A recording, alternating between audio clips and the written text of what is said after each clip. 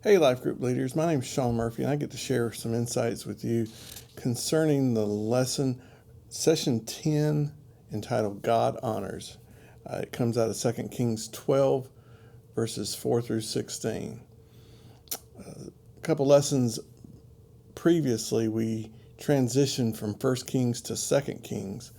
And one thing I noted was in the transition, the focus changed to attributes of God and God's action in the life of his children.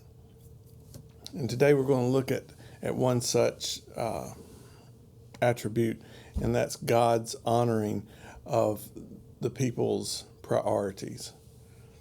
The setting for today's lesson takes place during the reign of King Joash. He ruled the southern kingdom from 835 to 796 BC, about 40 years. He was a boy king. He was crowned king at 7 years old. And as all the kings are marked, this king became king and he did what was evil in the sight of God, or he did what was right in the sight of God. Joash falls on he did what was right in the sight of God, but conditionally. He did that as long as Jehoiada was the priest during his reign. Later on in his reign, Jehoiada will die, and he won't end his reign as well as he started. As a matter of fact, when Jehoiada dies, there will come another group of people who will start advising him and start drawing his spiritual allegiance away back to idol worship.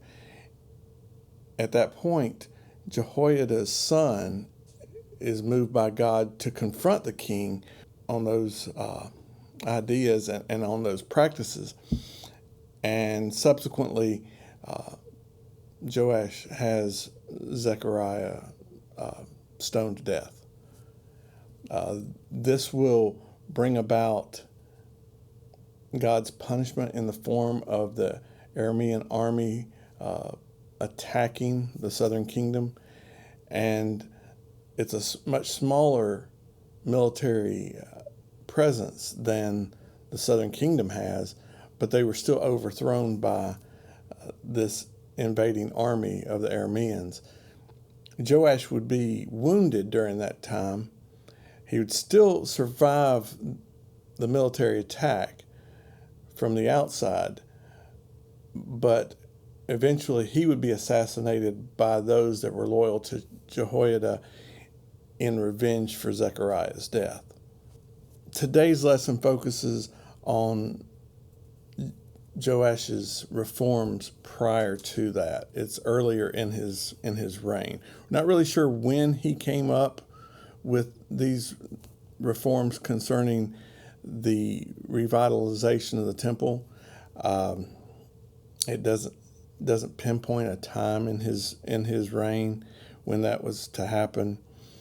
But early in his reign, since it was 40 years, early in his reign, he came up with an idea and a plan to repair and revitalize the temple.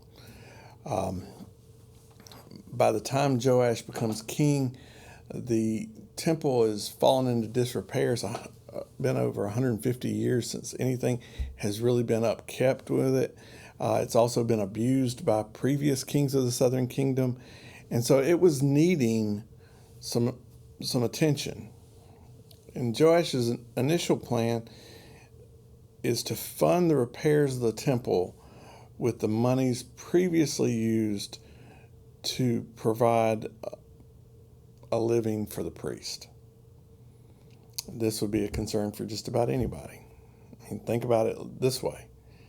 Your supervisor, your boss, walks into the boardroom or the break room, and he informs everybody that their salaries will no longer be direct deposited into your checking account, but will come back into the office's main coffer to fix things around the office. I don't know anybody that would really want to work for that. His instruction was met with less than enthusiastic responses. As a matter of fact, after Joash has been a king for 23 years, nothing's been done. And we can spend a lot of time presuming and wondering what was the holdup.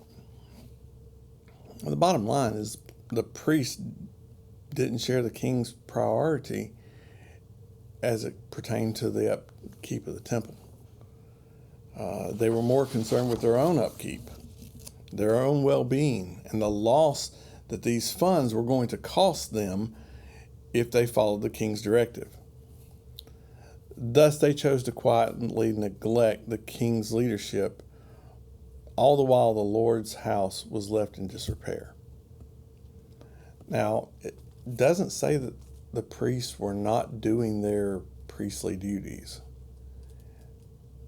I'm sure they were probably still doing everything that they normally did on a daily basis to perform in accordance with the Mosaic law and their priestly responsibilities. However, sometimes in life, the enemy of the best is often good.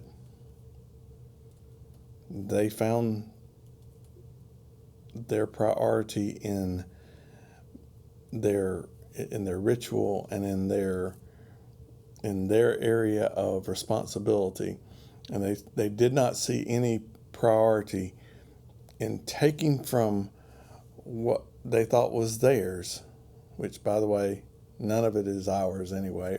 None of it was theirs. It was all the Lord's. But they didn't see the priority in involving themselves in the king's reforms as far as revitalizing the temple. And they kept the money for themselves.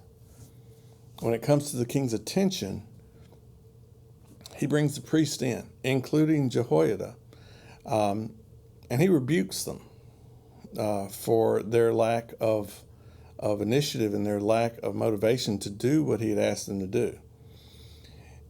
And from that point on, he comes up with a new way of funding this revitalization effort. From this point on, the funds that were given to the priest, the silver that was given to the priest, would go into a single chest.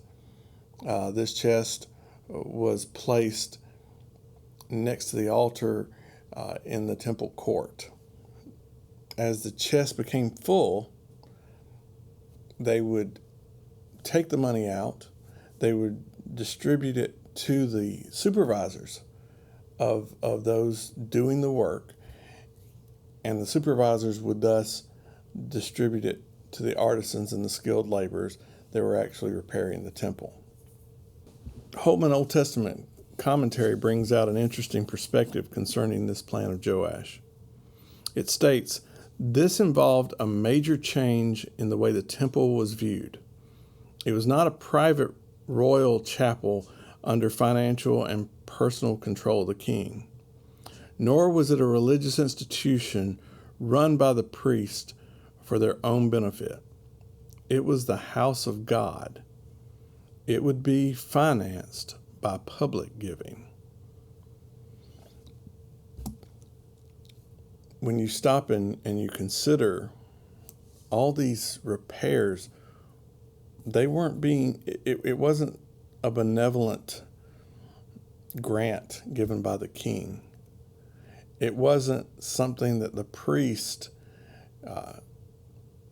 could no longer really take any pride in the repairs, because it was a repair opportunity funded by the people, by the public that would come there to worship. This would be a great opportunity to lean into this personal responsibility that we all share as it concerns the upkeep and the financial security of God's house, as well as his ministries that find their home here. But how does this story show us how God honors? Glad you asked. When God's house was made a priority, God was honored by that. I believe it's our priority to honor God. And in so doing, that is a prerequisite to ever finding ourselves honored by God. God's not just honoring people to be honoring, but he's honoring people who are seeking him and are making him and the things of God a priority. Secondly, their honor shown to the house of God was met with God honoring their work and supplying them with workers and resources needed to complete the work. They never ran short on the resources or the funds as long as the work needed to be done. People continued to give to the revitalization project, and the work was getting done because it had become a priority, a much larger priority to the larger group. And God honored that shift in priority. Finally, the willingness of the priests to be obedient was met with God honoring them with resources to offset their perceived losses. If you look at the last few verses of this passage here, when you get to verse 16, it says, "The silver from the guilt offering and the sin offering was not brought to the Lord's temple, since it belonged to the priest." What a grace note. Even when they had been greedy and selfish and non-compliant and disobedient to Joash's initial reforms, God was faithful to his promise to care for his priest. You remember, the priest didn't get a land inheritance when they came into the promised land. God was their inheritance. God was their provider. And God continued to be that even in this situation during the reign of Joash. Hopefully some of these insights will help you as you prepare for this lesson. Should be a good lesson, and hope you have a great week.